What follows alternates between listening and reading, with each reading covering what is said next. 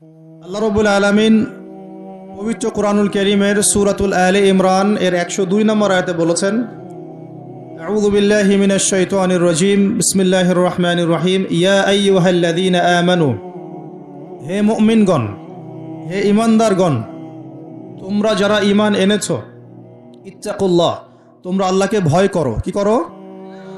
আল্লাহর কথা কিন্তু সহজ, খুব বেশি ব্যাখ্যার প্রয়োজন হবে না।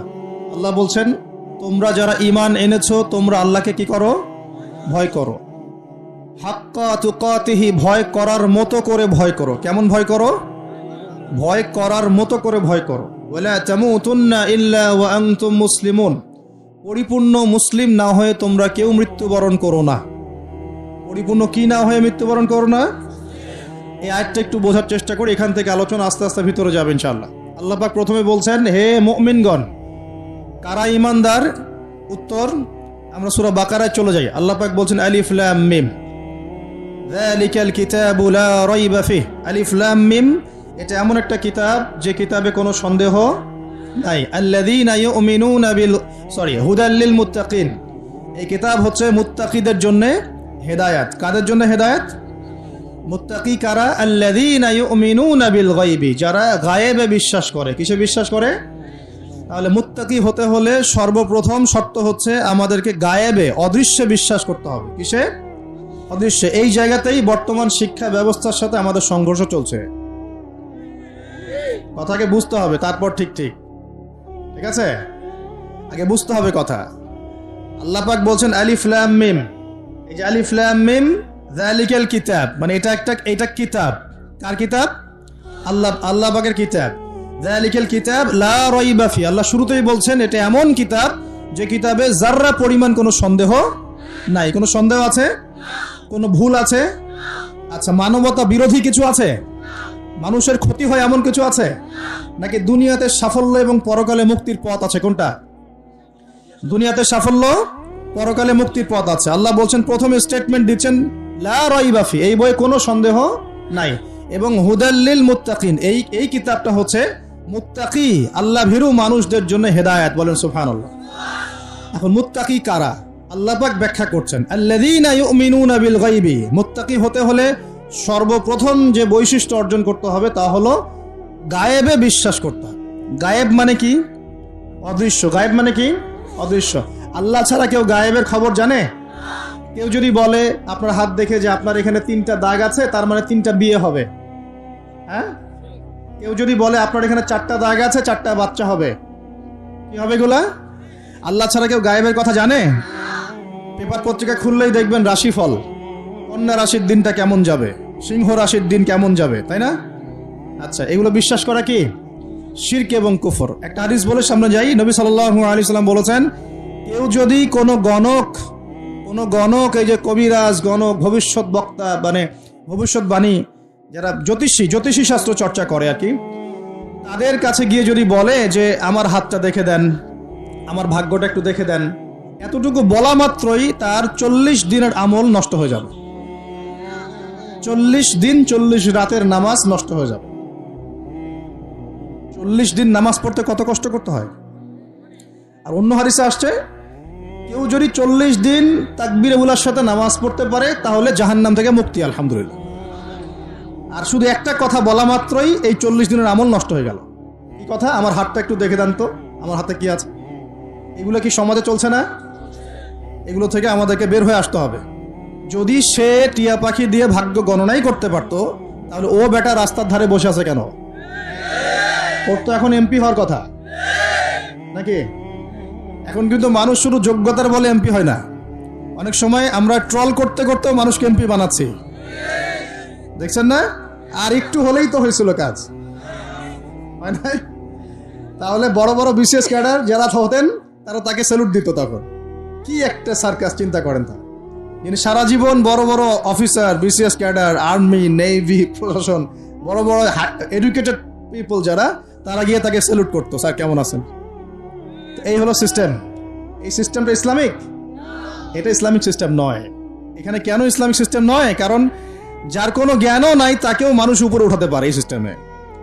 আমি একটু বুঝাচ্ছি, মনে করেন, একটু বুঝেন। মনে করেন যে এখানে আপনারা 5000 মানুষ বসে আছেন, তো এখন ধরেন এখানে দুজন মানুষকে আমরা সিলেক্ট করব কিভাবে, আমরা সবার রায় নেওয়া শুরু করলাম যে সুদ হালাল না হারাম, সুদ হালাল না হারাম। এখন দেখা গেল এই 5,000 মানুষের মধ্যে প্রায় 4,000 মানুষ বললো যে হ্যাঁ হালাল, হ্যাঁ আমি রাজি, সুদ খেতে আমি রাজি।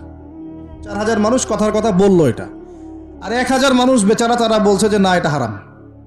দিন শেষে এই সিস্টেমের মধ্যে কে জয়যুক্ত হবে? ওই 4,000 মানুষ যারা হারামের পক্ষে ভোট দিয়েছে। এই জায়গায় ইসলামের সাথে একটা দ্বন্দ্ব আছে।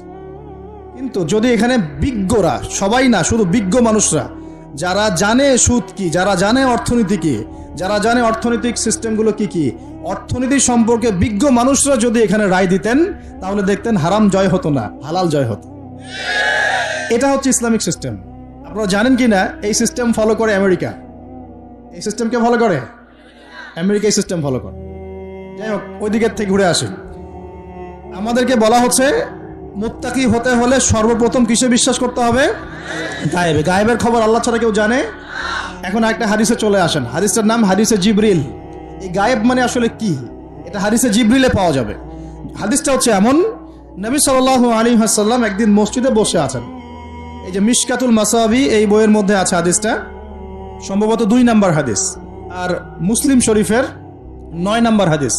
নবী সাল্লাল্লাহু আলাইহি ওয়াসাল্লাম জীবনের শেষের দিকের ঘটনা, তিনি মসজিদে বসে আছেন। কোন মসজিদ? মসজিদ নববী। কোন মসজিদ? নববী। এখন একজন ব্যক্তি আসলেন, এই ব্যক্তির গায়ের জামাটা অত্যন্ত সাদা ধবধবা, চুলগুলো কুচকুচে কালো, এবং তাকে দেখে মুসাফির মনে হচ্ছে না, খুব টিপটাপ পরিপাটি একজন মানুষ ঢুকলেন, সুদর্শন। এসে নবী সাল্লাল্লাহু আলাইহি ওয়াসাল্লামের হাঁটুর সাথে হাঁটু লাগিয়ে দিয়ে বসে পড়লেন। যেমন করে আমরা আত্তাহিয়াতু লিল্লাহি ওই সময় বসি তাশাহুদের সময়, এইভাবে বসে তার 2 হাত নবী সাল্লাল্লাহু আলাইহি ওয়াসাল্লামের উরুর উপর রাখলেন। রেখে বলছেন, 4টা প্রশ্ন করছেন। কয়টা প্রশ্ন? প্রথম প্রশ্নই করছেন, ইয়া মুহাম্মদ, বলেন সাল্লাল্লাহু আলাইহি ওয়াসাল্লাম, আখবিরনি আনিল ইসলাম, হে নবী আমাকে ইসলাম সম্পর্কে বলুন।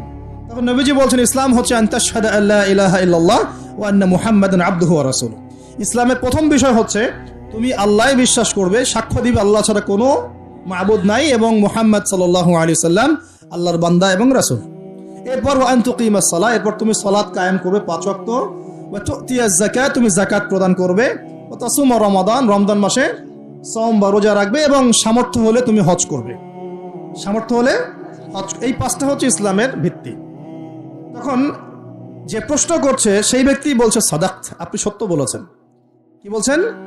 আপনি সত্য বলেছেন। তখন উমর রাদিয়াল্লাহু আনহু পাশ থেকে তিনি খুব অবাক হয়ে গেলেন।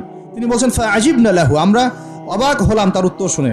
ইয়াসআলুহু ওয়া ইউসাদ্দিকুহু, সে নিজেই প্রশ্ন করলো আবার নিজেই উত্তর দিচ্ছে। নিজেই প্রশ্ন করলো ইসলাম কাকে বলে, আবার নিজেই বলছে সত্য বলেছেন আপনি। তার মানে কি উত্তর তার আগে থেকে জানা আছে? উত্তর তার আগে থেকে জানা আছে। তো সবাই অবাক হয়ে গেল।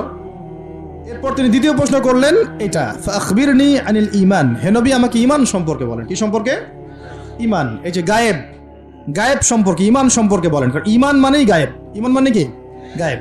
দেখেন ঈমানের 6টা পিলার নবীজি বললেন। কয় পিলার? 6 পিলার নবীজি বলছেন। এখন ঈমান, আল ঈমান হচ্ছে আন তুমিনা বিল্লাহ, তুমি আল্লাহ বিশ্বাস করবে। কিসে বিশ্বাস করবে? আল্লাহ। দেখা যায়? আল্লাহকে দেখা যায়? আল্লাহ গায়েব না? গায়েব। ওয়া মালাইকাতিহি, আল্লাহর ফেরেশতা মণ্ডলীর প্রতি বিশ্বাস করবে। দেখা যায়? গায়েব না? আচ্ছা। ওয়া কুতুবিহি, আল্লাহ পাকের সমস্ত আসমানি কিতাবে বিশ্বাস করবে, কোরআন ছাড়া বাকিগুলো দেখা যায়? গায়েব না এগুলা? আচ্ছা। ওয়া রুসুলিহি, আল্লাহ পাকের সমস্ত রাসূলগণে বিশ্বাস করবে। দেখা গেছে রাসূল? আমরা কি আমাদের নবীকেও দেখেছি? এগুলো গায়েব না? গায়েব। ওয়াল ইয়াউমিল আখির, পরকালে বিশ্বাস করবে। পরকাল মানে মৃত্যুর পরের জীবন থেকে জান্নাত জাহান্নাম পর্যন্ত দেখেছি আমরা কেউ? এগুলো গায়েব না? গায়েব। ওয়া আন তুমিনা বিল কদরি খায়রিহি ওয়া শাররিহি, এবং তুমি তাকদীর বা ভাগ্যের ভালো মন্দে বিশ্বাস করবে। ভাগ্যকে দেখা যায়? লাউহে মাহফুজ আল্লাহ পাক ভাগ্য লিখেছেন না? দেখা যায়? কেউ জানে আগামীকাল কি হবে? জানে না। এই যে ঈমানের 6টা পিলার, এই 6টা পিলারকে মুখে স্বীকার করতে হয়, মনে বিশ্বাস করতে হয়, কাজেও বাস্তবায়ন করতে হয়। এই 6টা পিলার কি চোখে দেখা যায়?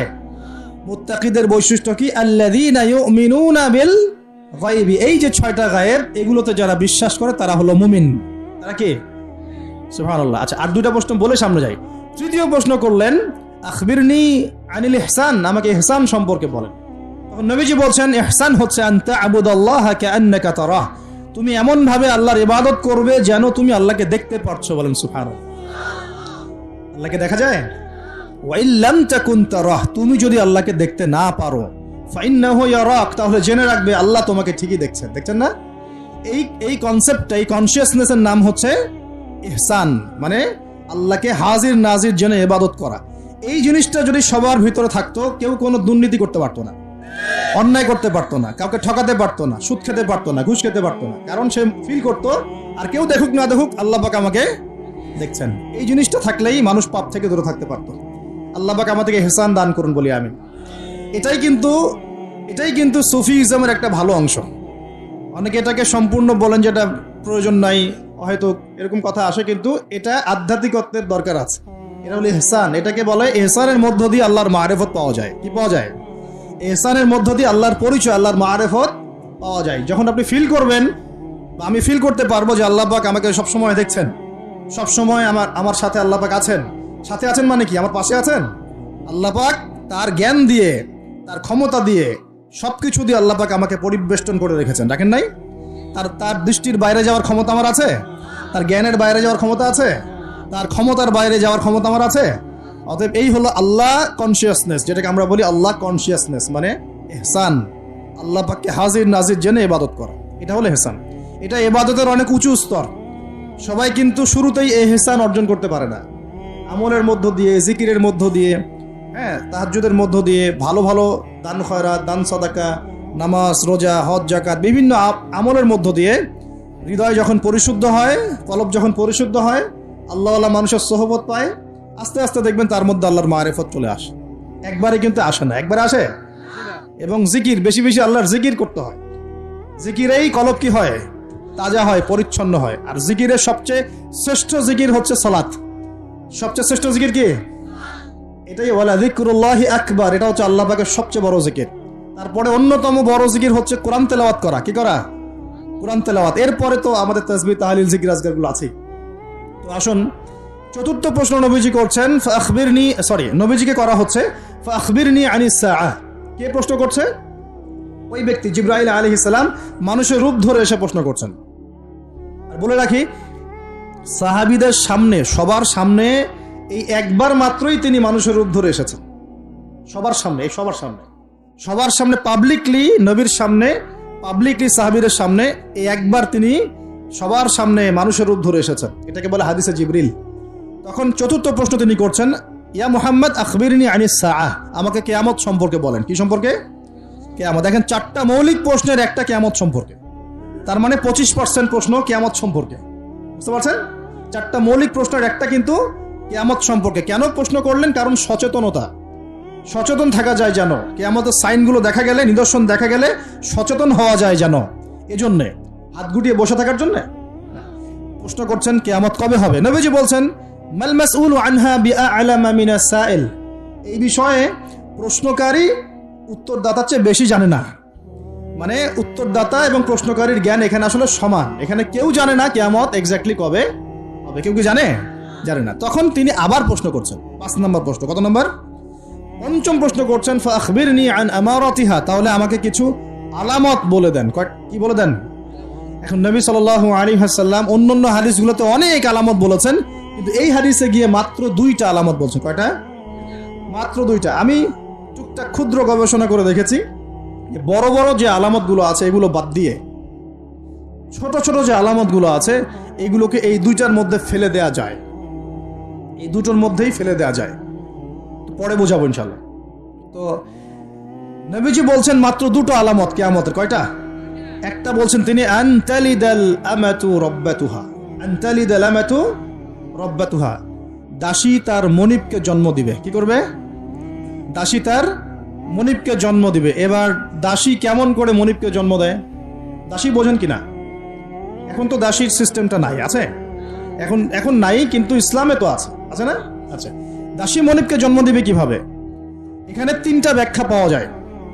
একটা হচ্ছে যে পিতা মাতার সাথে শেষ জামানায় দাস দাসীর মতো আচরণ করা হবে। করা হচ্ছে কিনা? হচ্ছে না? অবশ্যই হচ্ছে। সম্পত্তির জন্য সন্তান পিতাকে হত্যা পর্যন্ত করছে কিনা? করছে না? এগুলো অহরহ হচ্ছে। জানি না আপনাদের অবস্থা কেমন। বড় বড় শহরগুলোর অবস্থা ভালো না। নীতি নৈতিকতা, সামাজিক মূল্যবোধ আস্তে আস্তে দিন দিন অবক্ষয় হচ্ছে না? হচ্ছে।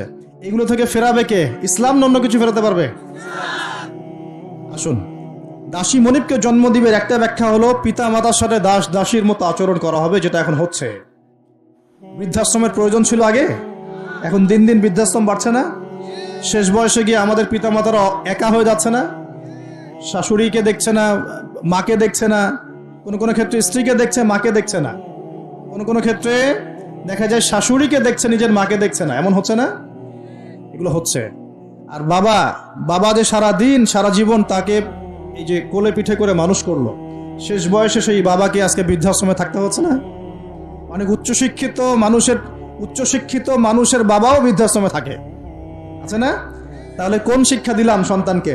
শেষ বয়সে পিতাকেই দেখে না। এটা এখনকার চলমান একটা বড় ফিতনা। আমরা এই হাদিসটা স্মরণ রাখবো। নবীজি বলেছেন সেই ব্যক্তি ধ্বংস হয়ে যাক। কোন ব্যক্তি ধ্বংস হয়ে যাক? কার জন্য নবী বদদুয়া করলেন?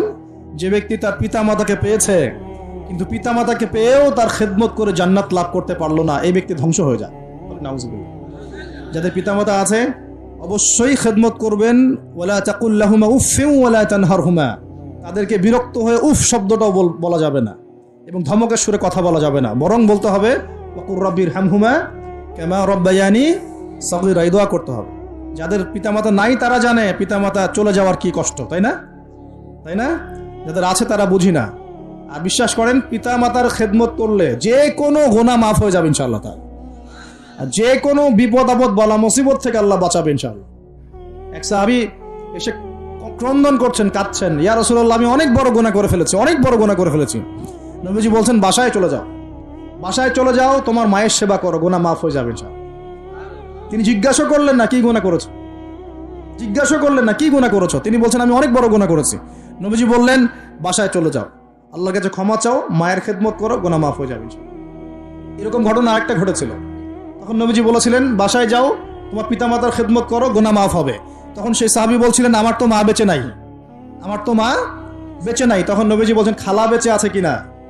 খালা বেঁচে আছে, খালার সেবা করো। খালার সেবা করে কয়জন? খালার খোঁজ খবর নেয় কয়জন?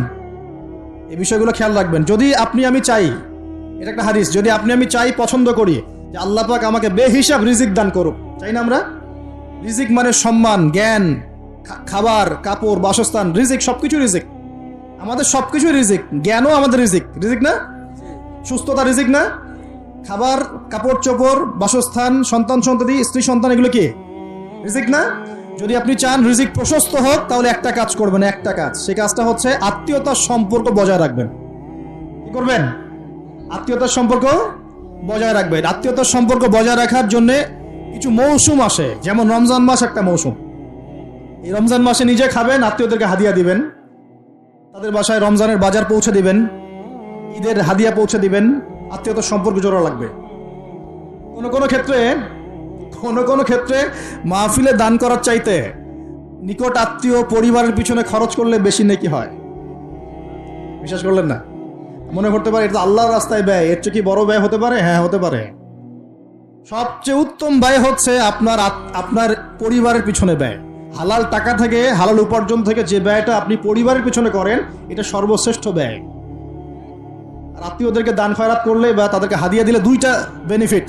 একটা হলো দানের তো নেকি পাবেনই আপনি, আবার আত্মীয়তার সম্পর্ক রক্ষার নেকি পাবেন। যখন আল্লাহ পাক সমস্ত সৃষ্টি করলেন মহাবিশ্বের, আর বিশ্বাস করেন প্রত্যেকটা সৃষ্টির কিন্তু প্রাণ আছে, বিশ্বাস করেন না? আকাশেরও জীবন আছে, এই মাটিরও জীবন আছে, পাহাড়ের জীবন আছে, সমুদ্রের জীবন আছে, সবকিছুর জীবন আছে।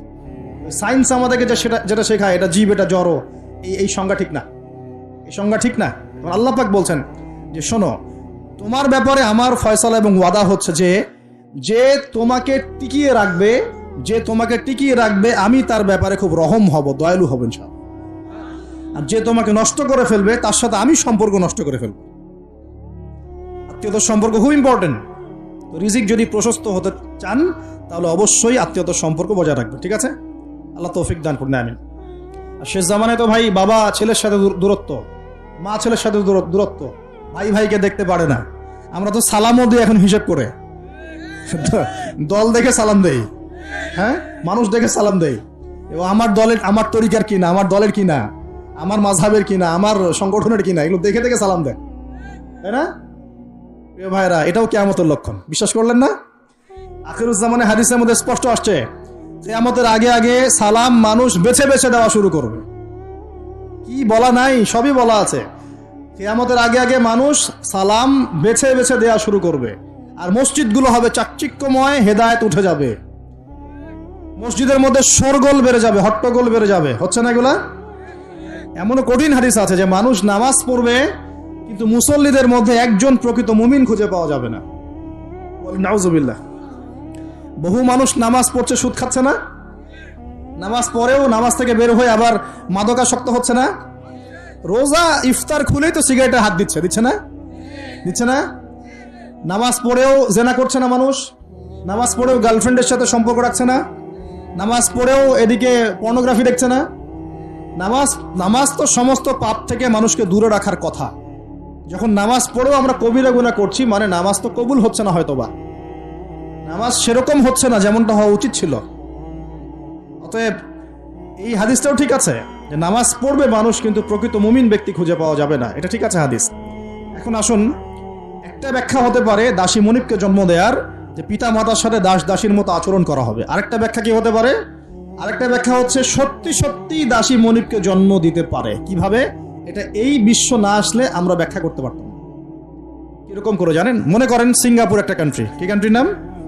সিঙ্গাপুর। ওখানে মেয়েরা খুব first lane of life lead করে, ওদের সন্তান নেয়ার সময় নাই, সন্তান জন্ম দেওয়ার ফুরসত নাই, সেক্স ওপেন, সন্তান জন্ম দিব, বিয়ে শাদী করবো, একদম অনেক ঝামেলার কাজ, কেরিয়ার আছে সামনে, না কেরিয়ার, নিজের পায়ে দাঁড়াতে হবে, চাকরি বাকরি, অনেক কাজ। তখন তারা কি করে? দরিদ্র কান্ট্রি থেকে কিছু মেয়েদেরকে হায়ার করে। দরিদ্র কান্ট্রি ধরেন শ্রীলঙ্কা, ইন্দোনেশিয়া, হ্যাঁ, বা সাউথ এশিয়ান কিছু কিছু কান্ট্রি থাকতে পারে।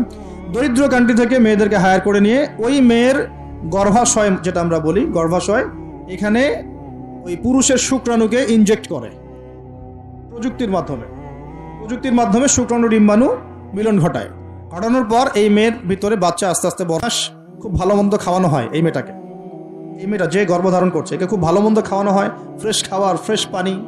9 মাস পর বাচ্চাকে যখন সে খালাস করে, তখন এই বাচ্চাকে তারা নিয়ে নেয়, বিনিময়ে এই মেয়েটাকে পারিশ্রমিক দেওয়া হয়, $, $10,000, $20,000 দিয়ে ওকে খালাস, চলে গেল।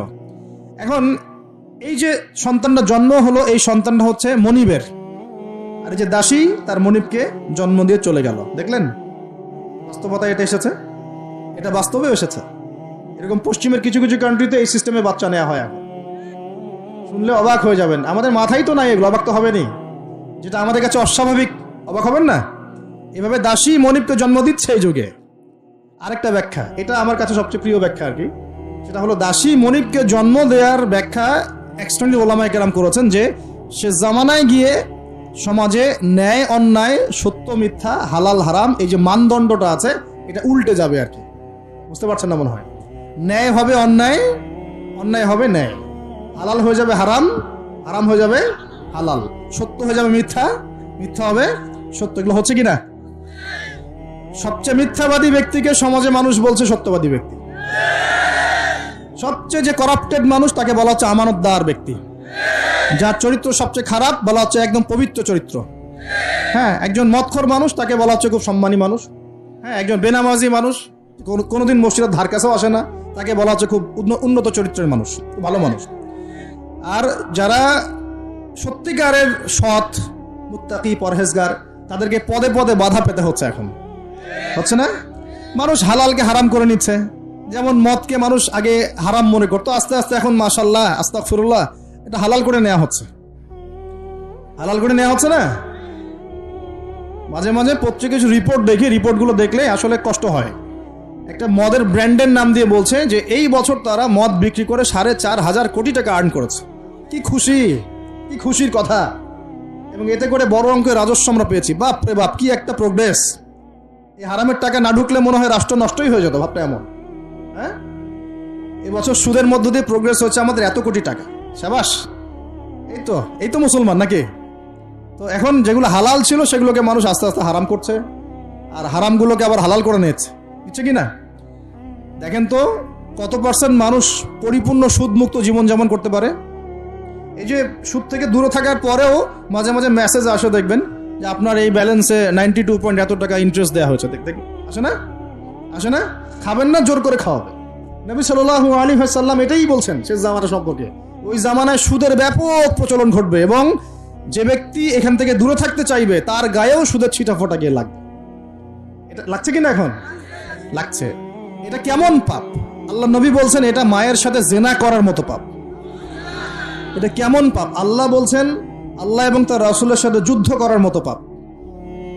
নবীজি বুখারীর হাদিসে বলছেন 1 দিরহাম সুদ খেলে 36 বার জেনা করার গুনাহ হয়।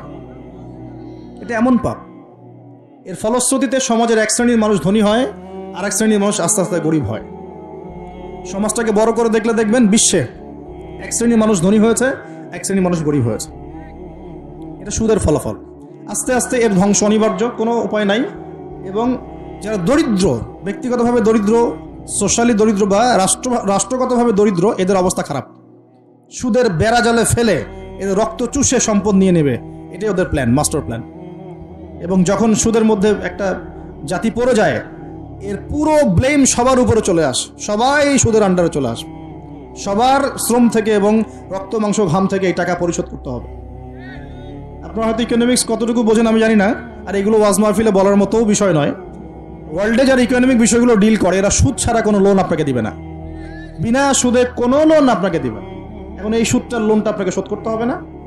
সুদের লোন শোধ করতে হলে আপনাকে জনগণের শ্রম থেকেই সুদটা শোধ করতে হবে, অথবা আপনাকে আপনার নিজের রাষ্ট্রের প্রবৃদ্ধি বাড়িয়ে ওই টাকাটা শোধ করতে হবে। যেভাবেই হোক শোধ করতে হবে। তখন সবার উপরে সেই ব্লেমটা চলে আসবে। আসবে কি না? এখান থেকে বের হওয়াও খুব কঠিন। এখন বের হওয়া খুব কঠিন। আল্লাহ পাক আমাদের জন্য সহজ করুন, দোয়া করে। কঠিন তবে অসম্ভব নয়। কঠিন তবে অসম্ভব নয়। দান সদকা বাড়াতে হবে, জাকাতগুলো প্রদান করার সিস্টেম তৈরি করতে হবে। ওসর দিবেন, গবাদি পশুর জাকাত দিবেন, এবং অপচয় কমাবেন, দুর্নীতি কমাবেন। টাকার 2 নাম্বারই কমিয়ে দিলে এবং আমানতের খেয়ানত কমিয়ে দিলেই ইনশাআল্লাহ একটা জাতির জন্য আল্লাহ পাক আসমান এবং জমিনের বরকতের দরজা খুলে দেবে ইনশাআল্লাহ। আল্লাহ ওয়াদা করেছেন। এটা এইভাবে সলভ হওয়া সম্ভব। পরে বলবো কিছু কথা ইনশাআল্লাহ। তো এখানে আমার কাছে এই ব্যাখ্যাটা বেশি পছন্দ। নবীজিকে বলছেন যে আমাদের সাইন বলেন, কিছু সাইন বলেন। নবীজি বলছেন দাসী মনিবকে জন্ম দিবে, তার অন্যতম ব্যাখ্যা হলো শেষ জামানায় হক বাতিল, ন্যায় অন্যায়, সত্য মিথ্যার মানদণ্ড উল্টে যাবে। এটা হয়েছে কিনা? আরেকটা সাইন তিনি বলেছেন, এটা ভালো করে শোনেন। নবীজি বলছেন সাল্লাল্লাহু আলাইহি ওয়াসাল্লাম যে কিয়ামতের আগে আগে ওয়ানতারাল হুফাতাল উরাতাল আলাতা রিয়া আশ-শাই ইয়াতাতাওয়ালুনা ফিল বুনিয়ান। নবীজি বলছেন কিয়ামতের অন্যতম নিদর্শন হবে সমাজের সবচেয়ে নিকৃষ্ট শ্রেণীর মানুষ। নিকৃষ্ট বলতে দরিদ্র, একদম দরিদ্র, যার পায়ে স্যান্ডেল পরার টাকা ছিল না, গায়ে জামা কেনার টাকা ছিল না। হুফাতাল উরাতাল আলাতা রিয়া আশ-শাই, রাখাল। রিয়া আশ-শাই মানে রাখাল, একদম রাখাল শ্রেণীর মানুষ। এরা কি করবে? ইয়াতাতাওয়ালুনা ফিল বুনিয়ান, এরা উঁচু উঁচু বিল্ডিং নির্মাণ করবে না, বরং উঁচু উঁচু বিল্ডিং নির্মাণের প্রতিযোগিতা করবে। কি করবে? এখানে নির্মাণ করা। ইয়াতাতাওয়ালুনা মানে কিন্তু বানানো না, মানে কি করা? কম্পিটিশন করা, প্রতিযোগিতা। আপনার 10 তলা, আমার 11, আপনার 12, আমার 13, আপনার 15, আমার 20। এই যে ইয়াতাতাওয়ালুনা ফিল বুনিয়ান, এই যুগটা চলছে না এখন? এই যুগটা কি 200-300 বছর আগে ছিল? তাহলে বুঝতে পারছি না সময় কাছাকাছি। এটা বোঝার জন্য কি পিএইচডি করার দরকার আছে? চোখ কান খুললেই তো দেখা যায়। ইয়াতাতাওয়ালুনা ফিল বুনিয়ান, কারা করবে? ধনীরা না, ধনীরা প্রতিযোগিতা করবে না, বলা হচ্ছে একদম দরিদ্র মানুষরা প্রতিযোগিতা করবে। এখন উত্তর দেন তো দেখি, কিভাবে গরিব মানুষ এরকম বিল্ডিং নির্মাণের প্রতিযোগিতা করতে পারে? হ্যাঁ, সুদ খাইলে। আরেকটা হচ্ছে অন্যের সম্পদ আত্মসাৎ করতে পারলে। এই দুইটা অপশন, হয় সুদ খাবে অথবা অন্যের সম্পদ গ্রাস করবে। মানে 1 নাম্বার পদ্ধতিতে করা সম্ভব না, 2 নাম্বারই করতে হবে। ঠিক আছে? আরেকটা অপশন হচ্ছে যদি গুপ্তধন পান, যদি মাটির থেকে গুপ্তধন বের হয়। হ্যাঁ, গুপ্তধনও বের হয় তো। আল্লাহ পাক তো ধন দিয়েছেন মুসলিমদেরকে, দেন নাই? ওই যে মধ্যপ্রাচ্যের কান্ট্রিগুলো দেখবেন, আজকে থেকে 60-70 বছর আগে তাদের অবস্থা দেখবেন, তারা বেদুইনের মতো জীবনযাপন করতো। তারপরে 60-70 বছর হলো যে পেট্রোলিয়াম বের হয়েছে, ব্ল্যাক গোল্ড, এটাকে আমরা বলি ব্ল্যাক অয়েল, ব্ল্যাক গোল্ড। মানে এই পৃথিবীতে সোনা দিয়ে এখন এক্সচেঞ্জ করা যায় না। এই পৃথিবীতে পেট্রোলিয়াম দিয়ে এক্সচেঞ্জ করা হয় ডলারের সাথে, এটাকে বলা হয় petro dollar monetary system, petrol এবং ডলার। তো এই পেট্রোলিয়ামটা হচ্ছে এখনকার গোল্ডের মতো দামি জিনিস। এটা যখন থেকে তারা পেয়েছে তারপর থেকে দেখেন বিল্ডিং কারো 50, কারো 60, কারো 100, কারো চলছে, হচ্ছে না? অথচ আজকে থেকে 50 বছর আগেও অবস্থা এমন ছিল না। ইয়াতাতাওয়ালুনা ফিল বুনিয়ান, আর কি বাকি আছে কিয়ামতের আলামত বলেন? আর কি বলবো? এই দুটোর মধ্যেই সব পড়ে যাবে। এবার এই ব্যক্তি উঠলেন, কোন ব্যক্তি? ওই যে জিবরাইল আলাইহিস সালাম এবার উঠে চলে যাচ্ছেন, আর সবাই চুপচাপ বসে আছেন। মানে অনেক সময় হয় না, খুব চুপ করে সব বসে থাকে, সাইলেন্স, পিন ড্রপ সাইলেন্স। এবার নবী সাল্লাল্লাহু আলাইহি ওয়াসাল্লাম নিজে বলছেন, ইয়া ওমর, হে ওমর, আতাদরি মানিস সাইল, তুমি কি জানো এই ব্যক্তিকে যে প্রশ্ন করলো, কে চলে গেল প্রশ্ন করে? তখন নবীজিকে ওমর রাদিয়াল্লাহু আনহু বলছেন, আল্লাহু ওয়া রাসূলুহু আ'লাম, আল্লাহ এবং তার রাসূলই ভালো জানেন এই ব্যক্তিকে। নবীজি বলছেন, ইন্নাহু জিবরিল, এই ব্যক্তি হচ্ছে জিবরাইল আলাইহিস সালাম। বলেন সুবহানাল্লাহ। আতাকুম ইউআল্লিমুকুম দীনাকুম, তিনি এসেছিলেন তোমাদেরকে তোমাদের দ্বীন ইসলাম শেখাতে। তিনি এসেছিলেন তোমাদেরকে তোমাদের দ্বীন শেখাতে। কেন আসছেন তাহলে? দ্বীন শেখাতে। তাহলে দ্বীনের প্রশ্ন কয়টা বের হলো? ইসলাম কাকে বলে, ঈমান কাকে বলে, ইহসান কাকে বলে, কিয়ামত কবে হবে? তাহলে দ্বীনের পড়াশোনার মধ্যে কিয়ামতের আলামতগুলো পড়তে হবে না? এটা 25% হলো না? নবীজি বলে দিলেন আমি তো জানি না কবে কিয়ামত হবে, আবার প্রশ্ন করলেন, তাহলে আলামত বলেন। কেন? কারণ সচেতনতা। এখান থেকে আমাদের টপিক কোনটা? এই যে মুমিন পেয়েছেন, মুমিনের সংজ্ঞা কয়টা পিলারে বিশ্বাস করতে হবে? পিলারগুলো বলেন। আল্লাহ বিশ্বাস 1, 2 নাম্বার ফেরেশতা মণ্ডলীতে বিশ্বাস, 3 নাম্বার আসমানি কিতাব সমূহে বিশ্বাস, 4 নাম্বার নবী রাসূলগণে বিশ্বাস, 5 পরকালের জীবনে বিশ্বাস, আর 6 তাকদীর ভাগ্যের ভালো মন্দ বিশ্বাস। এই 6টা কি গায়েব কি না? এখন একটু বোঝেন বর্তমান বিশ্বের সাথে আমাদের সংঘর্ষ কোথায়, একটু বোঝেন। এবার আমরা ইমানদার হতে হলে এই 6টা বিষয় বিশ্বাস করতেই হবে, না হলে কেউ মুমিন হতে পারবে না। আর এই 6টা বিষয় কি চোখে দেখা যায়, স্পর্শ করা যায়, পরীক্ষাগারে পরীক্ষা করা যায়, কোনো যুক্তি বিজ্ঞান দর্শন দিয়ে কোনো সিদ্ধান্তে আসা যায়? যায় না। আমরা এগুলো বিশ্বাস করি আল্লাহর ওহীর জ্ঞানের আলোকে। কিসের আলোকে? আল্লাহ পাক বলেছেন, রাসূল বলেছেন, বাস বিশ্বাস করি। এখানে আমরা কোনো যুক্তি বিজ্ঞান দর্শনের ধার ধারি না দাঁড়িয়ে। আচ্ছা, কিন্তু এখনকার পশ্চিমা শিক্ষা ব্যবস্থা, যার ছোঁয়া এখন পুরো বিশ্বেই লেগে গেছে, প্রায় অলমোস্ট এভরি কান্ট্রিতে, তাদের জ্ঞানতাত্ত্বিক একটা সংজ্ঞা আছে, দর্শন আছে। কি সেটা? তারা পরীক্ষা নিরীক্ষা, যুক্তি বিজ্ঞান দর্শন এর বাইরে কোনো কিছুকেই তারা সিদ্ধান্ত হিসেবে গ্রহণ করবে না, জ্ঞান হিসেবে গ্রহণ করবেন না। তারা পানিকে বিশ্বাস করে, পরীক্ষা করে দেখবে যে হাইড্রোজেন অক্সিজেন মিলে পানি হয়, এটা বিশ্বাস করলো, ঠিক আছে। তারা কঠিন তরল বায়বীয় পদার্থে বিশ্বাস করে, তারা চাঁদে বিশ্বাস করে, তারা মঙ্গল গ্রহে বিশ্বাস করে, ইত্যাদি ইত্যাদি। কিন্তু তারা এই চাঁদ, মঙ্গল গ্রহ, মহাবিশ্বের স্রষ্টাকে বিশ্বাস করে না, কারণ তাকে দেখা যায় না। আমি কি বোঝাতে পারছি পার্থক্য কোন জায়গায়? তারা এটা বিশ্বাস করে যে হ্যাঁ, বিগ ব্যাং, মহাধুম করে একটা বিস্ফোরণ হলো আর মহাবিশ্ব সৃষ্টি হয়ে গেল, এটা ওরা বিশ্বাস করে। এই বিস্ফোরণ যে আল্লাহ পাক ঘটিয়েছেন এটাতে বিশ্বাস করবে না। বুঝতে পারছেন না মনে হয়? তারা বিশ্বাস করে যে হ্যাঁ, এই যে পানি খাচ্ছি, পানি একটা জিনিস, তরল পদার্থ খাচ্ছি, কিন্তু এই পানি যে কেউ সৃষ্টি করেছেন এটাতে তারা বিশ্বাস করবে না। তারা মনে করে হাইড্রোজেন অক্সিজেন মিলে পানি হয়, কে সৃষ্টি করলো সেটাতে নিয়ে বিশ্বাস করবে না। এটাকে আমরা ফিলোসফির ভাষায় বলি এপিস্টিমোলজি। কি বলি? খুব কঠিন শব্দ। এপিস্টিমোলজি মানে হলো জ্ঞান তত্ত্ব। কি তত্ত্ব? ওদের জ্ঞান তত্ত্ব হচ্ছে যে পরীক্ষা নিরীক্ষা পর্যবেক্ষণ ছাড়া কোনো জ্ঞান নেওয়া যাবে না।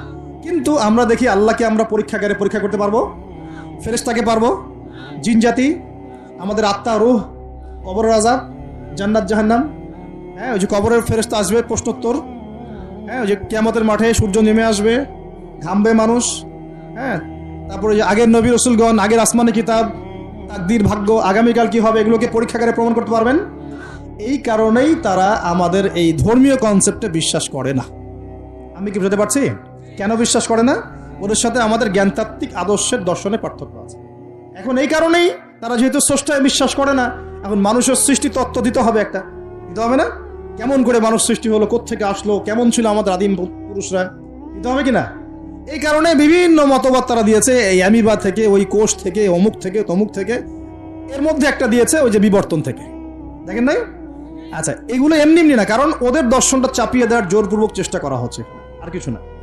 এখানে যে বিশ্বাস করে যে আমাদের একজন স্রষ্টা আছেন আল্লাহ রাব্বুল আলামিন, এবং তিনি প্রথম সৃষ্টি করেছেন আদম আলাইহিস সালামকে, তাকে নাম জ্ঞান শিক্ষা দিয়েছেন, তার পাজর থেকে হাওয়া আলাইহিস সালামকে সৃষ্টি করেছেন, জান্নাতে রেখেছেন, পরীক্ষা নিয়েছেন, শয়তান প্রলুব্ধ করেছে, তাই না? তারপর আমরা দুনিয়াতে চলে এসেছি, আমরা এসেছি জান্নাত থেকে পৃথিবীতে, এবং আমাদের পিতা আদি পিতা আদম আলাইহিস সালাম এই কনসেপ্ট যে বিশ্বাস করে তার কি বিবর্তনের প্রয়োজন আছে? আর যেহেতু ওরা এই কনসেপ্টে বিশ্বাস করে না, এই কারণে একটা সৃষ্টি তত্ত্ব দেওয়ার খাতিরে এইসব মতবাদ দিয়ে দিয়েছে। মতবাদ দেয় দেখ, মত প্রকাশ করে করুক, সেটা বুঝলাম, স্বাধীনতা আছে, কিন্তু জোর করে চাপিয়ে দিতে হবে কেন? যারা অমুসলিম সমাজ বা যারা নাস্তিক, যারা পশ্চিমা সভ্যতার সংস্কৃতির ধারক বাহক, তারা এগুলো বিশ্বাস করে করুক। একজন মুসলিম তো করে না, করে মুসলিম সমাজের মানুষ কি করে? তাহলে মুসলিম সমাজের মানুষকে এগুলো পড়াতে হবে কেন? এই জায়গাটাই তো সমস্যা। আমরা কি চাপিয়ে দিচ্ছি কোনো কিছু, যে আপনারা ঘাট ধরে ইসলাম কবুল করো, এরকম কথা কেউ বলে? আমরা কি করি? আমরা কোরআন সুন্নাহ থেকে সত্যটা স্পষ্ট করি। যার ইচ্ছা হয় সে ইসলাম কবুল করবে, যার ইচ্ছা হয় সে করবে না। লাকুম দীনুকুম ওয়ালিয়া দিন, তোমার দিন তোমার জন্য, আমাদের দিন আমার জন্য। তোমরা যদি কোরআন সুন্নাহ মেনে নাও, আত্মসমর্পণ করো, ইনশাআল্লাহ তোমরা জান্নাতে যাবে, ইনশাআল্লাহ তোমরা আমাদের ভাই হয়ে যাবে। যদি না করো, তোমাদের কবর তোমাদের, তোমাদের তোমাদের পরকাল তোমাদের, এগুলোর সাথে আমাদের কোনো সম্পর্ক আছে? তো জোর করে মুসলিমরা কখনো চাপিয়ে দেয় না, কিন্তু মুসলিমদের উপরে এখন জোর করে এগুলো চাপিয়ে দেওয়া হচ্ছে। এগুলোতে বিশ্বাস করলে কিন্তু ঈমান থাকবে না। থাকবে? কেউ যদি বিশ্বাস করে আল্লাহ মানুষ থেকে মানুষ সৃষ্টি করেন নাই, অন্য কোনো প্রাণী থেকে করেছেন, তাহলে ঈমান থাকবে? কোরআনে শত শত আয়াত আছে, ওয়াল্লামা আদামাল আসমাআ কুল্লাহা, আমি আদমকে সমস্ত নাম শিক্ষা দিয়েছি। ওয়াইজ ক্বালা রাব্বুকা লিল মালায়েকা ইন্নী জাঈলুন ফিল আরদি খলিফা, আমি স্মরণ করো হে নবী সে সময়ের কথা, আমি ফেরেশতাদেরকে বললাম যে আমি পৃথিবীতে আমার খলিফা পাঠাবো। আমরা হচ্ছে এই দুনিয়া আল্লাহর খলিফা, সুবহানাল্লাহ। আমরা হচ্ছে এই দুনিয়াতে কার খলিফা? আল্লাহর খলিফা। আমরা এই দুনিয়ার অধিবাসী নই, আমরা জান্নাত থেকে এখানে এসেছি। আমরা জান্নাতে ছিলাম, কেন চলে আসলাম? শয়তান ওই যে আমাদেরকে প্রলুব্ধ করেছিল। সূরা তাহা পড়বেন, আল্লাহ পাক ওখানে বলেছেন, শয়তান গিয়ে আদম আলাইহিস সালামকে বলছিল, ইয়া আদম, হে আদম, আল আদুল্লুকা, আমি কি তোমাকে বলে দিব, জানাবো কি, আলা শাজারাতিল খুলদি ওয়া মুলকিন লা ইয়াবলা, এমন গাছের কথা বলবো যার কাছে গেলে বা যার ফল খেলে তুমি রাজত্ব পাবে, চিরস্থায়ী রাজত্ব পাবে এবং কোনোদিন মরবে না। এই দুটো টোপ দিয়েছে, রাজত্ব পাবে, অমরত্ব পাবে। এক পর্যায়ে ওয়াসওয়াসা দিতে দিতে দিতে দিতে একদিন আমাদের পিতা সেখানে চলে গেলেন। ফাকালা মিনহা, সেখান থেকে তারা দুজন খেয়ে ফেললো। কোথা থেকে খেলো? ওই গাছের কাছ থেকে তারা খেয়ে ফেললো। ফাবাদাত লাহুমা সাওআতুহুমা, এবং তাদের গায়ের যে জামা ছিল জান্নাতের পোশাক, এটা ধাপাস করে খুলে পড়ে গেল। নাউযুবিল্লাহ। জান্নাতে সবার সামনে আমাদের পিতামাতাকে কে নগ্ন করে দিল? শয়তান। তাহলে এখন দুনিয়ায় যারা আমাদেরকে নগ্ন করতে চায়, এরা কার অনুসারী বলেন? বুঝতে পারছেন না? একই মিশন না? একই মিশন। আচ্ছা, এরপরে আল্লাহ পাক বললেন তোমরা আর এখানে থাকতে পারবে না। আলাম আকুল লাকুমা ইন্না শাইতানা লাকুমা আদুউম মুবিন, আমি কি তোমাদের দুজনকে বলি নাই, আদম হাওয়া, যে শয়তান হচ্ছে তোমাদের প্রকাশ্য শত্রু? তখন তারা বললেন রব্বানা যালামনা আনফুসানা, বলেন রব্বানা যালামনা আনফুসানা ওয়া ইল্লাম তাগফির লানা ওয়া তারহামনা লানাকুনান্না মিনাল খাসিরিন। এই দোয়া করলেন, আল্লাহ মাফ করে দিলেন, আলহামদুলিল্লাহ। কিন্তু দুনিয়া আর জান্নাতে থাকা হলো না। কুল নাহবিতু মিনহা জামিআ, আল্লাহ বলছেন আমি বললাম তোমরা সবাই নেমে যাও। কোথায় নেমে যাও? পৃথিবীতে নেমে যাও। তার মানে পৃথিবী আগে ছিল না পরে সৃষ্টি করা হয়েছে? পৃথিবী আগেই ছিল। পৃথিবী কি আগে থেকেই ছিল? কুল নাহবিতু মিনহা জামিআ ফাইম্মা ইয়াতিয়ান্নাকুম মিন্নি হুদান, তোমরা নেমে যাও পৃথিবীতে একসাথে, আর তোমাদের কাছে আমার পক্ষ থেকে প্রত্যেক যুগে যুগে হেদায়েত আসবে। কি আসবে? এই যে তাওরাত হেদায়েত ছিল না? তাওরাত, জাবুর, ইনজিল সব হেদায়েত ছিল। ঠিক ওই সিলসিলাতেই এসেছে কি? আল কোরআন। ফামান তাবিআ হুদায়া, যারা আমার হেদায়েত মেনে নিবে, ফালা খাউফুন আলাইহিম ওয়ালা হুম ইয়াহজানুন, তাদের কোনো ভয় নাই, কোনো দুশ্চিন্তা নাই। যে জান্নাত থেকে এসেছো ওখানে ফিরে যাবে ইনশাআল্লাহ তাআলা। আমরা এসেছি পৃথিবীতে জান্নাত থেকে, এখানে পরীক্ষা দিচ্ছি, উদ্দেশ্য আবার সেই জান্নাতেই ফিরে যাওয়া। আমরা এখানে থাকতে আসি নাই তো, থাকতে আসছি। আমরা এখানে আসছি জান্নাত থেকে, ফিরে যাব কোথায়? ইনশাআল্লাহ জান্নাতে, ইনশাআল্লাহ জান্নাত। আর জান্নাতীদের 120 কাতার হবে। কত কাতার? 120 কাতার। তার মধ্যে 80 কাতার হবে উম্মতে মুহাম্মাদি, বলেন সুবহানাল্লাহ। আর এই উম্মতে মুহাম্মাদির মধ্যে আরো 70,000 স্পেশাল মানুষ আছে। কত হাজার? যারা বিনা হিসেবে, বিনা আযাবে ডাইরেক্ট জান্নাতে যাবে ইনশাআল্লাহ। বলে দিব তারা কারা? না থাক, দাঁড়ান পানি খাই আগে। বিসমিল্লাহ। জি মাত্র 70,000। 70,000। তবে অন্য একটা হাদিসে আসছে যে প্রত্যেক হাজারের সাথে আরো 70,000। তবে শর্ত কঠিন। কিরকম শর্ত? সাহাবীরা বসে ডিসকাস করছেন কে হতে পারে তারা। কেউ বলছেন তারা হয়তো প্রথম দিকের মুসলিমরা হবেন, কেউ বলছেন তারা হয়তো মুজাহিদরা হবেন, কেউ বলছেন তারা বদর যুদ্ধের সাহাবীরা হবেন ইত্যাদি। তখন নবী সাল্লাল্লাহু আলাইহি ওয়াসাল্লাম আবার চলে আসলেন, ব্যাক করলেন। ব্যাক করে বলছেন তোমরা কি এই বিষয়ে কি বিষয়ে কথা বলছিলে? তখন সাহাবীরা বললেন আমরা তো ডিসকাস করছিলাম যে কারা হতে পারে সেই 70,000। নবীজি বললেন শোনো, ওই 70,000 মানুষ, এক নাম্বার, ওই 70,000 মানুষ পাখি উড়িয়ে ভাগ্য গণনা করে না। প্রথম কাজটা কি? মানে তারা ইসলাম এত কঠিনভাবে পালন করে যে পাখি উড়িয়ে ভাগ্য গণনা বা হাত দেখা, রাশিফল, এরকম শিরিকের ধার কাছেও নাই। তারা শিরিকের ধার কাছেও নাই। 2 নাম্বার, তারা আগুনের শেকা বা উল্কি দিয়ে, এই ট্যাটু আছে না, ট্যাটু উল্কি আঁকে আগুন দিয়ে, এই ধরনের ট্যাটু উল্কি তারা আঁকে না শরীরের মধ্যে। এইসব কুলক্ষণে সুলক্ষণে তারা বিশ্বাস করে না। 3 নাম্বার, তারা অবৈধ ঝাড়ফুঁক করে না। অবৈধ ঝাড়ফুঁক করে না। বৈধ ঝাড়ফুঁক করা যাবে, সূরা ফাতিহা পড়ে ঝাড়ফুঁক করা যাবে, সূরা ফালাক নাস ইখলাস পড়ে পড়া যাবে, আয়াতুল কুরসি পড়ে পড়া যাবে, কোরআন হাদিস দিয়ে ঝাড়ফুঁক করা যাবে। কিন্তু অবৈধ কিছু ঝাড়ফুঁক আছে না, তান্ত্রিক কবিরাজদের কাছে মানুষ করে, এগুলো করা যাবে না।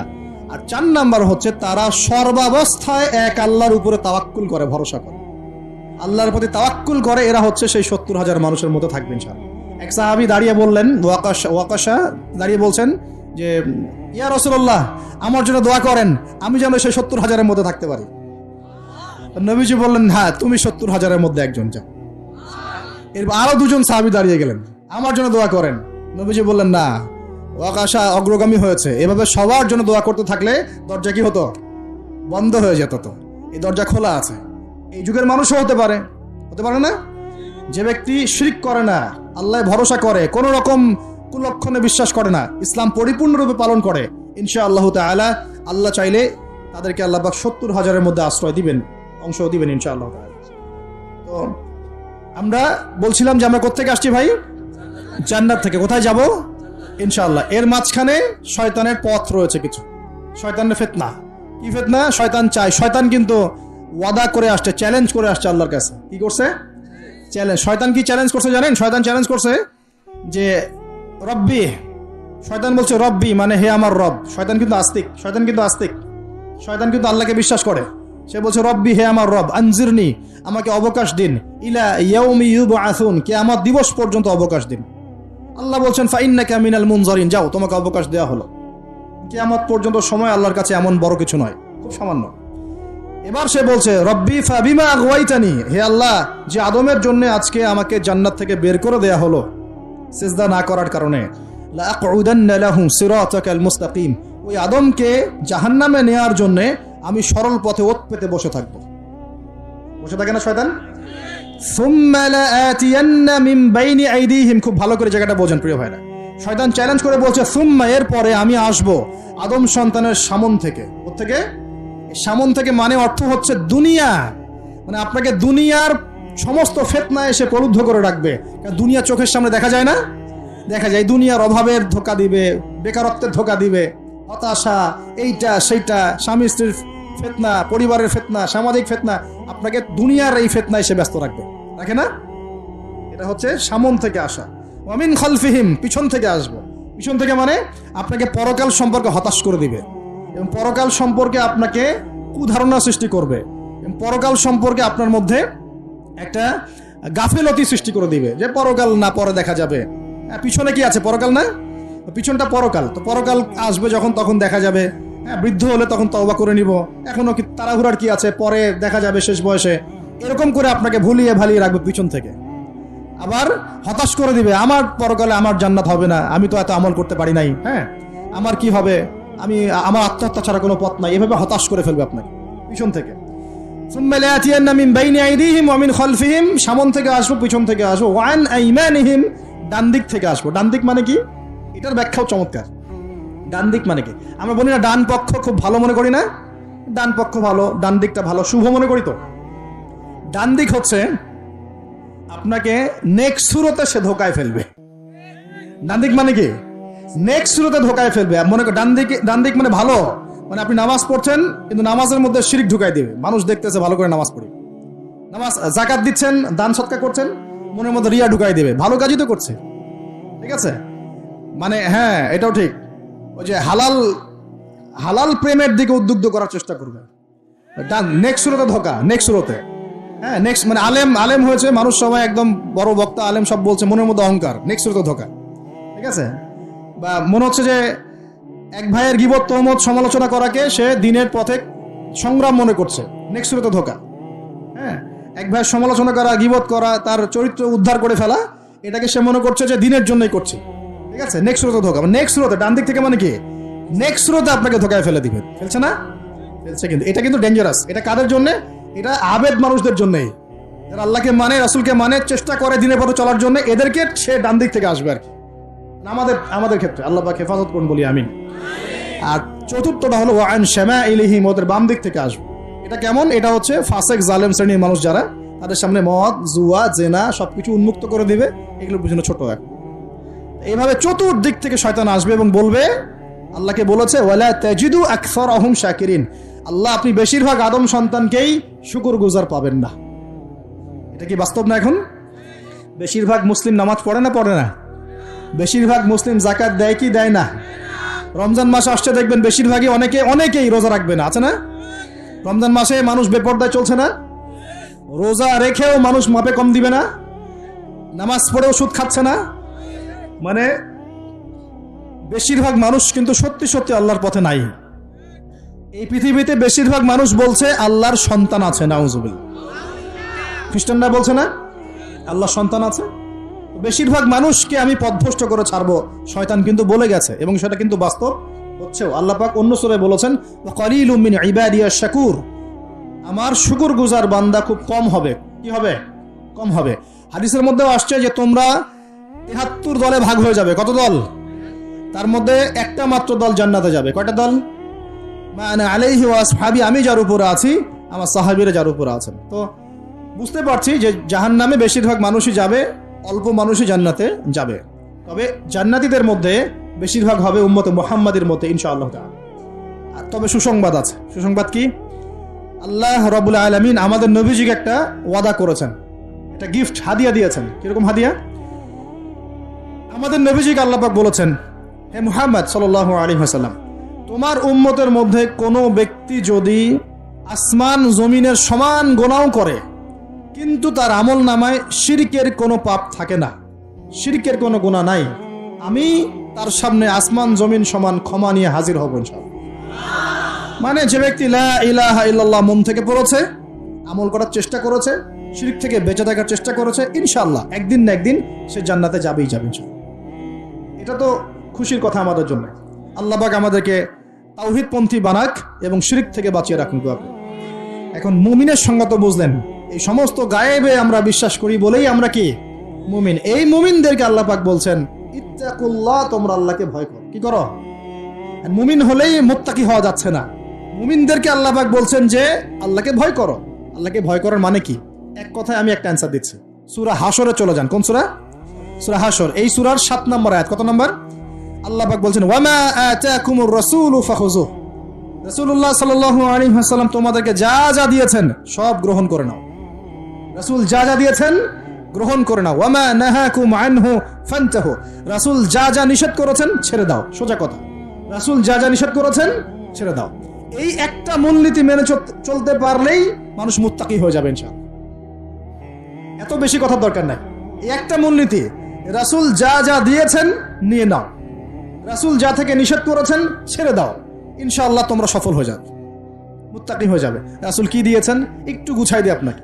এই যে ঘুমাবো আমরা, আচ্ছা শুরু করি আপনার চেহারা। রাসূল কি আমাদেরকে ক্লিন শেভ চেহারা দিয়েছেন? হ্যাঁ, আজকে এক ভাই আমাকে টেক্সট করলো, কোথায় জানি বাংলাদেশের বাধ্যতামূলক করা হয়েছে একটা প্রতিষ্ঠানে ভর্তি হতে হলে ক্লিন শেভ করতে হবে। তো চিন্তা করেন কিভাবে ফোর্স করা হচ্ছে। এভাবে তো বলতে পারতেন যে যার ইচ্ছা হয় সে শেভ করবে, যার ইচ্ছা হয় সে দাড়ি রাখবে। এটা চাপিয়ে দেওয়া হলো না? হলো? এটা চাপিয়ে দেওয়া হলো না। আমরা যদি বলি যার ইচ্ছা হয় সে শেভ করবে, যার ইচ্ছা হয় সে দাড়ি রাখবে, এটা কি চাপিয়ে দেওয়া হলো? এটা কি দাড়ি রাখা চাপিয়ে দিলাম? কিন্তু তারা বলছে দাড়ি শেভ না করলে ভর্তি হওয়া যাবে না।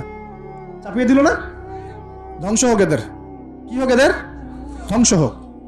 আল্লাহ পাক ধ্বংস করুক এদেরকে, যারা নবীর সুন্নতকে এভাবে জবাই করে এদেরকে ধ্বংস করুক আল্লাহ। একটা মানুষ একা একা করে একটা জিনিস, একা একা সে করে, একা একা সে নিজের আমল মনে করে, তার কাছে মনে হয়, সে মনে করে হ্যাঁ এটা একটা গুনার কাজ করছি, একসময় ছেড়ে দিব ইনশাআল্লাহ, মনে করেন এমন মানুষ, এদেরকে আল্লাহ মাফ করে দিবে ইনশাআল্লাহ। এই মানুষগুলোকে আল্লাহ মাফ করে দিবে ইনশাআল্লাহ। আমি আল্লাহকে চিনি, আমার কাছে মনে হয় আমি আল্লাহকে চিনি। একজন মানুষ মনে করে একটা শেভ করতেছে, কিন্তু তার মনে হয় যে না, আসলে শেভ করাটা খারাপ কাজ, এটা খারাপ কাজ, এটা আসলে আমি বাধ্য হয়ে করছি বা করতে হচ্ছে, ইনশাআল্লাহ আমি আর একটু বড় হলে ছেড়ে দিব, ইনশাআল্লাহ আল্লাহ চাইলে তাকে মাফ করে দিবে ইনশাআল্লাহ। আরেকজন এটাকে করতে বাধ্য করছে, না এটা করতেই হবে, রাখা যাবে না সুন্নত, এটা কাটতে হবে, শেভ করতে হবে, এ মাফ পাবে না ইনশাআল্লাহ তাআলা, ইল্লা মাশাআল্লাহ, ইল্লা মাশাআল্লাহ। চাপিয়ে দেয়, খুব খারাপ জিনিস। কেন চাপিয়ে দিবেন আপনি? কেন চাপিয়ে দিবেন? আর একজন পুরুষের সৌন্দর্যই তো হচ্ছে দাড়ি। আমি তো আফসোস করি যে দাড়ি নাই চেহারায়, কত আফসোস করি যে মানুষ, আপনাদের দাড়ি দেখলে আমার হিংসা হয়, ঈর্ষা হয়। এটা ঈর্ষা, হিংসা না, এটা কি ঈর্ষা। গাল ভর্তি দাড়ি থাকবে, দেখে কত চমৎকার লাগে মাশাআল্লাহ। আমাদের নবী সাল্লাল্লাহু আলাইহি ওয়াসাল্লামের চেয়ে কোনো হ্যান্ডসাম পুরুষ আছে? ছিল কখনো? নবী সাল্লাল্লাহু আলাইহি ওয়াসাল্লামের দাড়িগুলো এত সুন্দর ছিল, দাড়ি দিয়ে খুশবু বের হতো, সুবহানাল্লাহ। এমনিতেই দাড়িতে মেহেদি না দিয়েই দাড়ি একটু ব্রাউন রঙের দাড়ি ছিল, মেহেদি দেওয়া লাগতো না, এমনি ব্রাউন কালার দাড়ি। বুঝতে পারছেন না মনে হয়? অনেক টকটকা ফর্সা মানুষ ছিলেন তিনি। আমাদের একদম উপর লেভেল থেকে শুরু করে বাথরুমের টয়লেট পর্যন্ত সব এখন পশ্চিমা কালচারে চলছে। কোন জায়গায় এমন টয়লেট দেখা যায় যে দাঁড়ায়ও পেশাব করার বুদ্ধি নাই, দেখেন নাই মনে হয়? একটা তো ইস্তেঞ্জা করতে হয় বা পায়ে ভর দিয়ে। কোন পায়ে? এখন এই যে ইংলিশ কমোডে আপনি বা পায়ে ভর দিয়ে কেমনে করবেন বলেন দেখি, সুযোগ আছে? আর পাবলিক টয়লেট যদি হয় তাহলে ওটাতে বসলে কাপড় এগুলো পাক থাকবে, ওটাতে নামাজ হবে? চিন্তা করেন তো, সূচিবায়ু হয় না?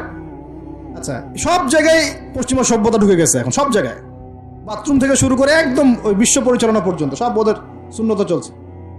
আর কিছু দেখলাম যে এরকম কিছু বোল বা বাটির মতো রেখে দিয়েছে, ওখানে দাঁড়ায় দাঁড়াই ধরে ধরে করতে হবে। হ্যাঁ, এখন দেখা যায় কোনো মানুষের হাইট 6 ফুট, কোনো মানুষের 5 ফুট, কোনো মানুষের 4 ফুট। এখন যদি ম্যাচ না করে কি করবে? পাপ যদি ঠিক না হয় কি করবে? চিন্তা, এগুলো দেখেন নাই মনে হয়? দেখবেন, ঘুরতে থাকেন। আল্লাহ পাক কি বলেছেন? সিরু ফিল আরদ, জমিনে বিচরণ করো, ঘোরো, জমিন ঘুরে দেখো, ফানজুর, দেখো কাইফা কানা আকিবাতুল মুকাদ্দিবিন, আল্লাহর বিধান যারা অস্বীকার করেছে ওদের কি পরিণতি হয়েছে দেখো। ঘুরতে বলেছেন আল্লাহ পাক। তো দেখেন আমাদের সব সুন্নত গুলো কেন জানি আস্তে আস্তে ওইদিকে চলে যাচ্ছে। আল্লাহ পাক বাঁচাক আমাদেরকে। চেহারা থেকে শুরু হবে, আপনার কথাবার্তা, আপনার চাল চলন, আপনার আকীদা, পোশাক পরিচ্ছদ, বাথরুম, পরিবার, আপনার ব্যবসা, আপনার ইবাদত, জিকির আজগার, তাসবিহ তাহলিল, সমাজ পরিচালনা এবং রাষ্ট্র পরিচালনা পর্যন্ত প্রত্যেকটা কাজ নবী সাল্লাল্লাহু আলাইহি ওয়াসাল্লামের সুন্নত মতো করার পাক্কা নিয়াত করতে হবে।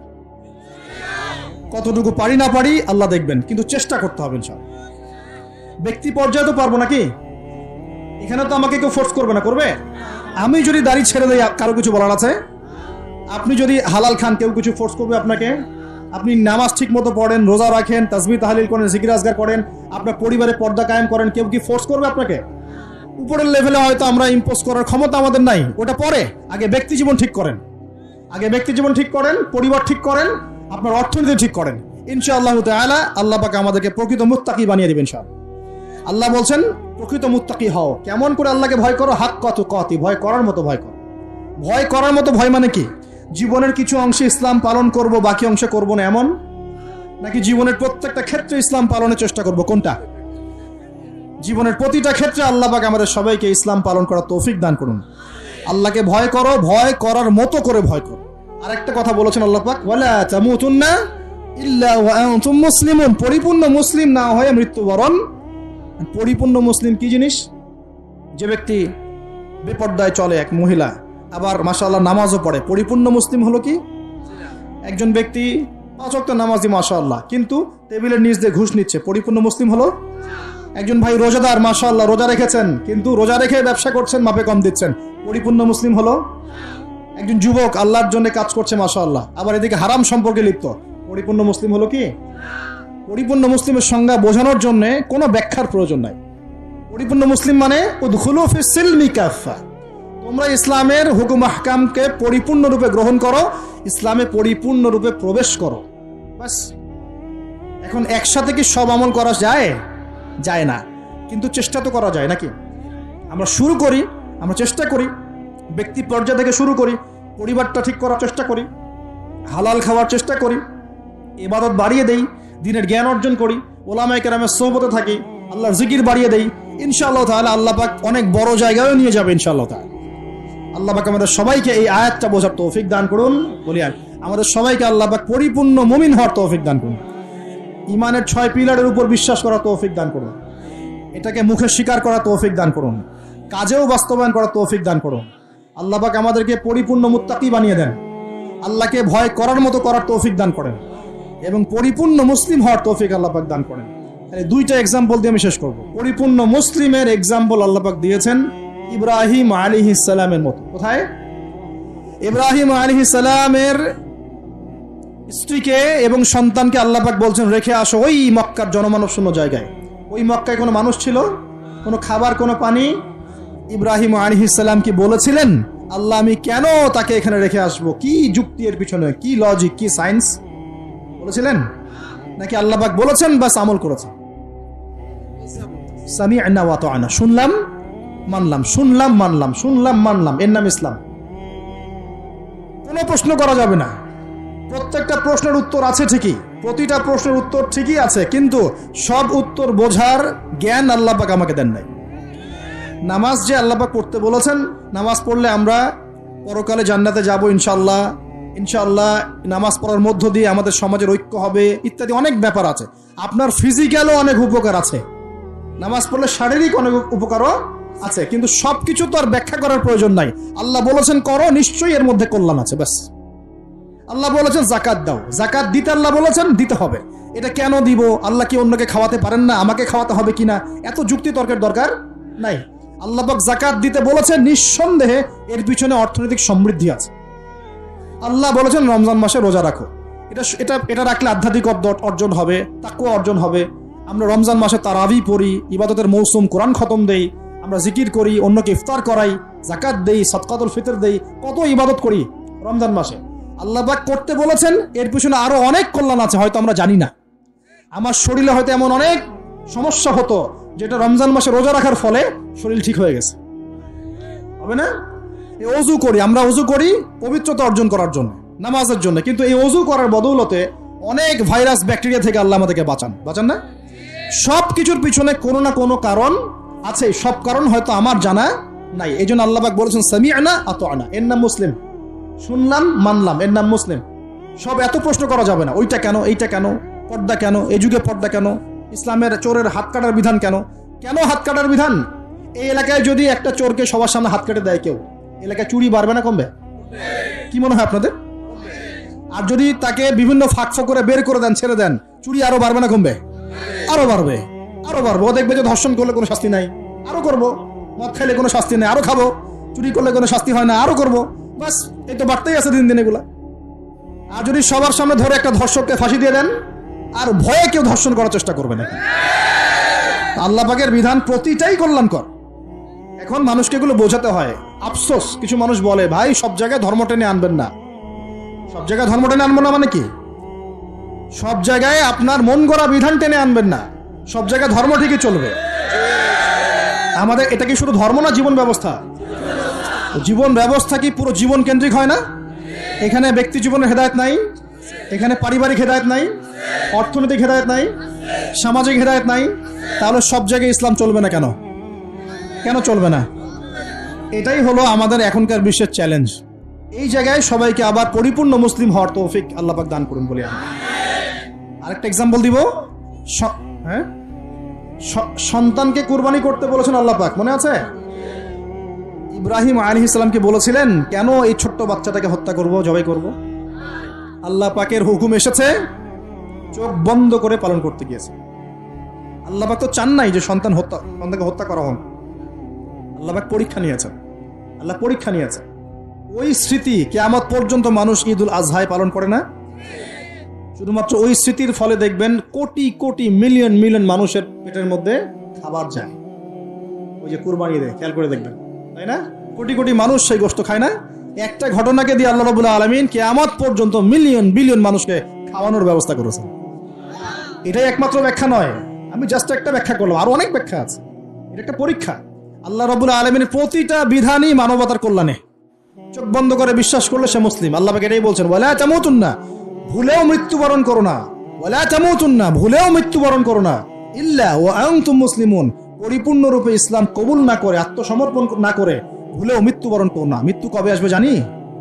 তাহলে কি অপেক্ষায় বসে থাকবো, নাকি এই সুযোগ থাকতেই পরিপূর্ণ মুসলিম হব? কোনটা? খালি একটা কাজ করতে হবে, আল্লাহ রাসূল যা দিয়েছেন তা গ্রহণ করব, যা ছাড়তে বলেছেন ছেড়ে দিব ইনশাআল্লাহ। কোরআনে যা আছে আমল করার চেষ্টা করব, যা নাই ছেড়ে দেবো ইনশাআল্লাহ। যদি দেখা যায় বাধ্য হয়ে আমি পাপে লিপ্ত হয়ে যাচ্ছি, হতাশ হবেন না, তওবা করে আবার ফিরে আসবেন। পথ চলতে গিয়ে হোঁচট খেয়েছেন, ভালো পথে চলছেন কিন্তু হোঁচট খেয়েছেন, হতাশ হবেন না, ওযু করবেন, নামাজ পড়ে আবার তওবা করবেন ইনশাআল্লাহ। যতবার পাপ হবে ততবার তওবা করবেন ইনশাআল্লাহ। আল্লাহ পাক আমাদের চেষ্টা দেখবেন ইনশাআল্লাহ। আমল দিয়ে কেউ জান্নাতে যাবে না, আমল দিয়ে কেউ জান্নাতে যেতে পারবে না। আল্লাহ পাক যাকে রহম করবেন, দয়া করবেন, শুধু সে ব্যক্তি জান্নাতে যাবে। আর ইনশাআল্লাহ যদি আমরা চেষ্টা করি, মন থেকে 100% চেষ্টা করি, ইনশাআল্লাহ আল্লাহ পাক ওই চেষ্টার ওসিলায় হলেও আমাদেরকে মাফ করে দেবেন ইনশাআল্লাহ। আমরা আশাবাদী আল্লাহ পাক আমাদের সবাইকে ক্ষমা করবেন ইনশাআল্লাহ তাআলা।